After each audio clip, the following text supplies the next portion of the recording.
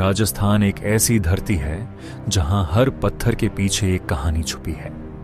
भानगढ़ की बात करें, कुलधरा की बात करें, यहां भूत ढूंढने निकलो तो मिल जाते हैं। और अगर भूत से छुटकारा चाहिए तो मेहंदीपुर बालाजी मंदिर भी यही है।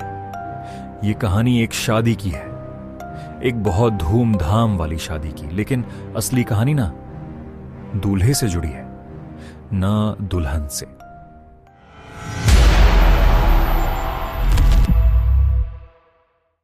कुछ साल पहले की बात है।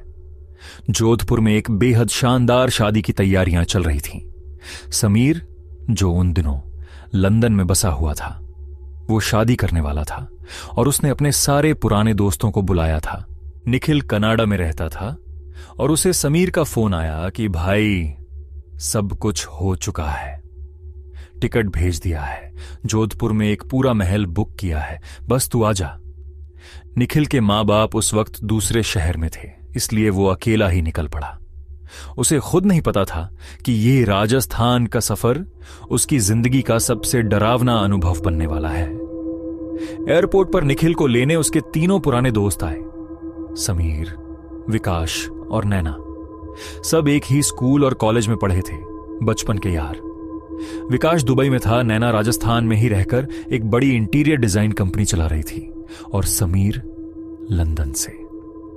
यानी सब अपनी अपनी जिंदगी में कामयाब, सेटल।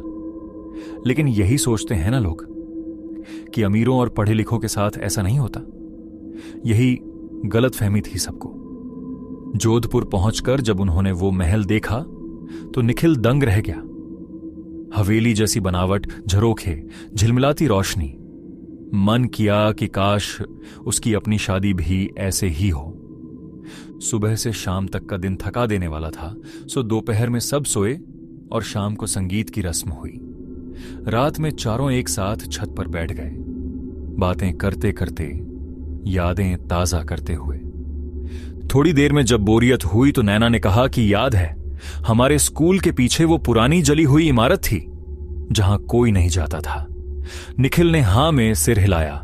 उसे वो जगह याद थी, बचपन से डर लगता था उससे। नैना ने बताया कि वो इमारत आज भी वैसी ही है। 30 साल पहले जो आग लगी थी उसमें एक अध्यापिका वहां फंसकर जल गई थी। तब से वो जगह बंद पड़ी है और कहते हैं कि जो भी उस गली से गुजरता है उसे अंदर से दरवाजा खटखटाने की आवाज आती है और एक चीख, दरवाजा खोलो, मैं 30 साल से बंद हूं यहां, मुझे निकालो। निखिल ने हंसते हुए कहा कि यह सब पढ़े लिखों को शोभा नहीं देता। हॉलीवुड की फिल्मों में होता है, असल जिंदगी में नहीं। विकास और नैना ने उसे रोका। उन्होंने बताया कि स्कूल का एक दोस्त कुणाल, जो 15 साल पहले उस जगह के आसपास घूमता था, आज पागल हो चुका है। आज भी उसी इमारत के आसपास भटकता रहता है। उसने कहा था कि उसने कुछ देखा था जो न जीवित था न मृत, पर इस दुनिया का भी नहीं था। निखिल फिर भी नहीं माना। उसने कहा, बहुत साल हो गए उस स्कूल को देखे, चलते हैं, देखते हैं असलियत क्या है। समीर बोला कि 2 दिन बाद उसकी शादी है, वो जिंदा रहना चाहता है। लेकिन निखिल के जोर देने पर सब मान गए। समीर की SUV निकली और रात के करीब 12:30 बजे वो चारों अपने पुराने स्कूल की तरफ चल पड़े। स्कूल के अंदर घुसे तो सब कुछ वैसा ही था।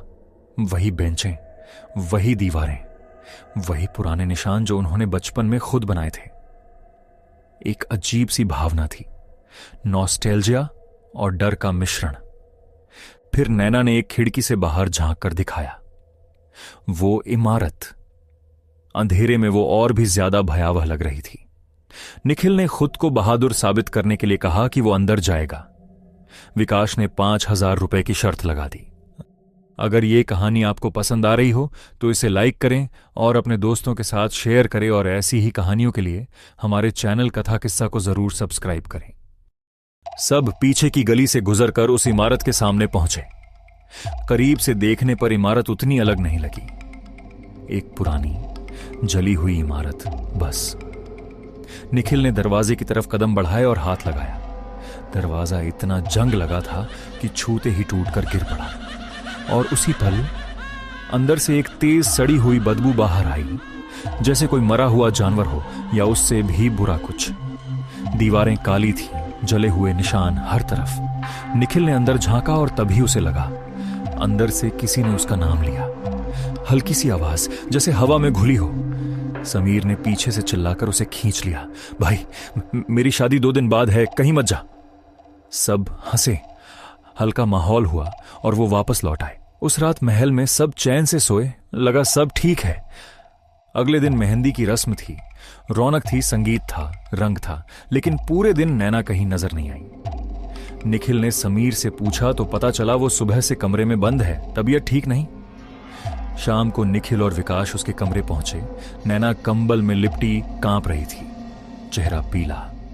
उसने कांपती आवाज में बताया, कल जब वो वापस गाड़ी में बैठे और उसने पीछे मुड़कर उस इमारत को देखा तो वहां एक औरत खड़ी थी, बूढ़ी, पूरी जली हुई, जिसकी आंखें सीधे नैना को देख रही थीं। उसने सोचा भ्रम है, लेकिन जब खिड़की से बाहर देखा वो औरत गाड़ी के बराबर चल रही थी, बिना हिले, बिना भागे, बस घूरते हुए। रात को जब नींद खुली तो वो औरत बिस्तर पर उसके बगल में लेटी थी। जैसे ही नैना उठी वो गायब हो गई। सुबह नहाते वक्त उसे लगा कि वो औरत बाथरूम के किसी कोने में खड़ी उसे देख रही है, और अभी भी इस वक्त जब वो उनसे बात कर रही है उसे लग रहा था कि वो आसपास है। निखिल ने नैना को समझाने की कोशिश की, पर खुद उसके मन में कुछ हलचल हो रही थी। थोड़ी देर बाद विकास को नीचे जाना पड़ा और निखिल अकेले लिफ्ट से छत पर जाने लगा। लिफ्ट का दरवाजा बंद हुआ और एक पल में उसे वही बदबू आई, वही सड़ी, घुटन भरी गंध जो उस इमारत में थी। वो पलटा, लिफ्ट में कोई नहीं था, पर किसी के होने का एहसास था ठीक पीछे। उसकी सांसें उखड़ने लगी। छत पर निकला तो रोशनियां जगमगा रही थीं। नीचे पूल के पास लोग थिरक रहे थे, सब सामान्य लग रहा था। तभी उसके पास से एक परछाई भागती हुई लगी और एक औरत की हंसी सुनाई दी, ऊंची, अट्टहास जैसी। पलटा, कोई नहीं था, बस वो हंसी हवा में गूंज रही थी और उसके दिल में एक अजीब दहशत उतर गई। वो तेजी से नीचे विकास के पास आया, सब बताया। दोनों नैना के पास गए। नैना ने जो कहा उसने उन्हें चौंका दिया। उसने कहा, कल जो कुछ हुआ वो बढ़ रहा है। समीर की शादी कल है और हमें यह रुकने नहीं देना चाहिए। उसका सुझाव था, वापस उस इमारत में जाओ, माफी मांगो, वादा करो कि दोबारा नहीं आएंगे। रात के 2:30 बज रहे थे। महल में सन्नाटा था। विकास ने समीर की गाड़ी की चाबी ली, पर खुद शादी की तैयारियों में व्यस्त होने की वजह से नहीं जा सका। निखिल और नैना उस इमारत के सामने पहुंचे। रात के अंधेरे में वो जगह और भी ज्यादा भयावह लग रही थी। दरवाजा टूटा हुआ था, अंदर से काला सन्नाटा। निखिल ने जोर से बोलना शुरू किया, माफ करना, हमें नहीं आना चाहिए था, हम कभी वापस नहीं आएंगे। नैना ने कहा कि तुम ही दरवाजा खोला था, तुम्हें ही अंदर जाकर माफी मांगनी होगी। निखिल सांस रोककर अंदर गया, अंधेरे में बोलता रहा, और तभी उसकी दाईं तरफ से वो हंसी सुनाई दी, वही हंसी।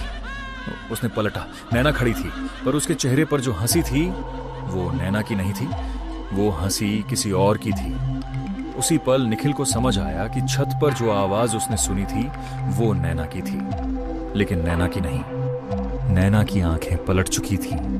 उसने निखिल का गला पकड़ लिया और चिल्लाई, 30 साल से इस जगह जल रही हूं, तुम लोगों ने दरवाजा खोला, मुझे मौका दिया, अब तेरे दोस्त की देह मेरी है और तू भी नहीं बचेगा। निखिल का दम घुटने लगा, उसकी आंखों के सामने अंधेरा छाने लगा, और तभी एक जोरदार धड़ाम की आवाज आई, जैसे कोई दरवाजा तोड़कर आया हो। नैना की पकड़ ढीली पड़ी और निखिल धड़ाम से गिर पड़ा, सिर किसी चीज से टकराया। जब आंख खुली तो वो गाड़ी की पिछली सीट पर था।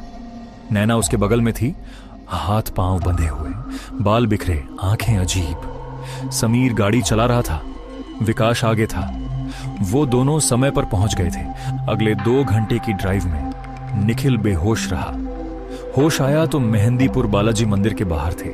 सुबह की पहली रोशनी में मंदिर के अंदर प्रेतराज सरकार के नाम के जाप के बीच नैना से वो आत्मा निकाली जा रही थी।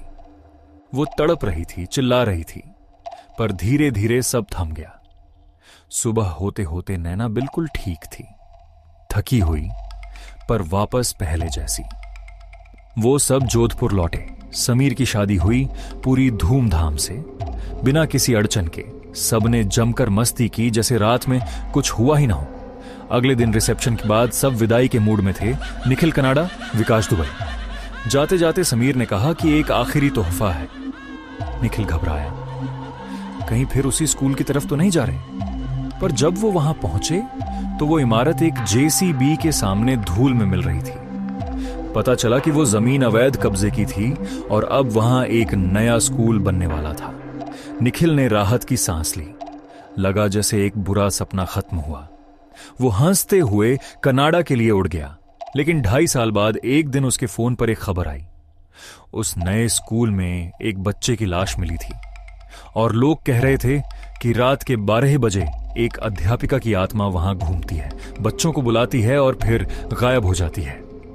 वो इमारत ढह गई थी, पर वो आत्मा, वो कहीं नहीं गई थी। इस कहानी को पूरा सुनने के लिए धन्यवाद। हमारे चैनल पर ऐसी और भी कहानियां मौजूद हैं, उनको भी जरूर सुनें और चैनल कथा किस्सा को सब्सक्राइब करें ताकि आने वाली और इंटरेस्टिंग कहानियां मिस ना हो। अपना फीडबैक हमें कमेंट सेक्शन में जरूर दें। अगर कहानी आपको अच्छी लगे तो लाइक और अपने दोस्तों के साथ शेयर करें। फिर मिलते हैं अगली कहानी के साथ। तब तक के लिए सुनते रहिए कथा किस्सा।